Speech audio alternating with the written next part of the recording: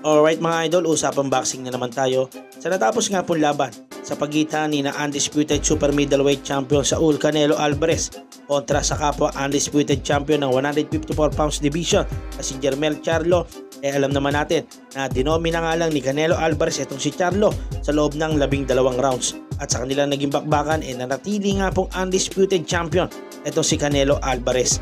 Pero mga idol, bago pa nga po ang inaabangang labang ito, sa gabing ding iyon meron nga pong isang laban ding inabangan ng mga boxing fans. Ito nga ang magiging laban ng bata ni Floyd Mayweather Jr. na si Kermel Moton.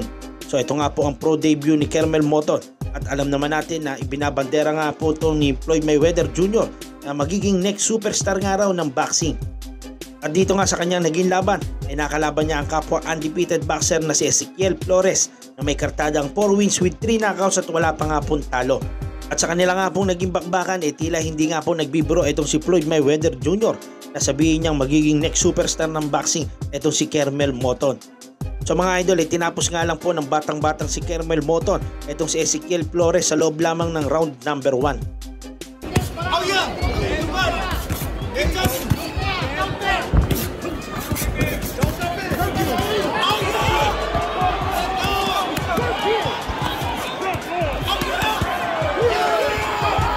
At dito nga sa kanilang naging laban, litaw na litaw nga ang boxing skill nito si Kermel Moton. Napaka-accurate nga ng mga jabs at mga combination ng mga binibitawan nito. Kaya naman mga idol, as expected, ibinida nga po agad ni Floyd Mayweather Jr. sa post-fight interview itong kanyang alaga na si Kermel Moton. At may paalala pa nga itong si Floyd Mayweather Jr. sa loob nga raw ng 24 months, itong si Kermel Moton magiging milyonaryo na. So mga idol, ganun kataas nga po ang expectation ni Floyd Mayweather Jr. dito sa kanyang bagong alaga na si Kermel Moton.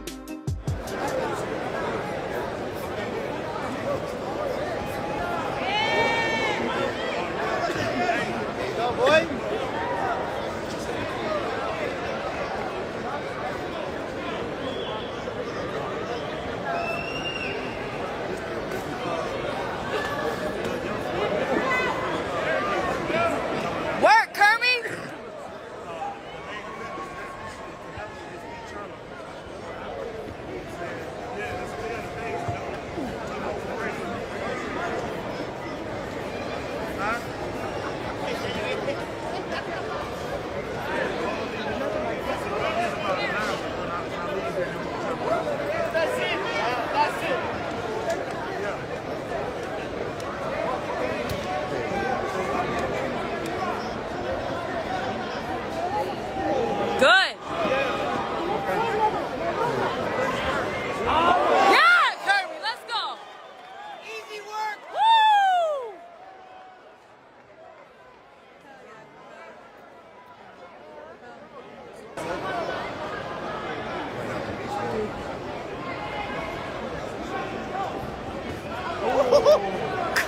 It's over.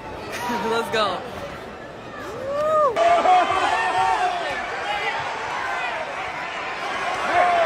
Yup. Come on. Yup. Yup. Oh shit. Let's go. Yeah, Kirby. Tell me I tell the ref. Thank you, ref. Subscribe na sa Boxing Glove PH.